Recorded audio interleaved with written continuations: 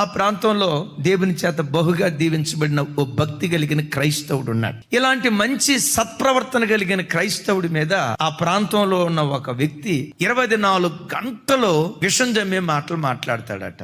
ఒకరోజు అన్నాడట, తనని విమర్శించేవాడిని పట్టుకొని వాడిని చంపేస్తావాడు, ఆడిని చంపిందాక నేను నిద్రపోను అన్నాడంట. ఓ రోజు 24 గంటలు నిందించేవాడు ఒకనొక సందర్భంలో వెళ్తా ఉంటే భయంకరమైన యాక్సిడెంట్. సరిగ్గా అదే సమయంలో భక్తి కలిగిన క్రైస్తవుడు ఆ మార్గం గుండా వెళ్తున్నాడు. బండి ఆపాడు, మారు మాట మాట్లాడకుండా ఆ కారులో పెట్టుకొని హాస్పిటల్కి తీసుకెళ్లారు.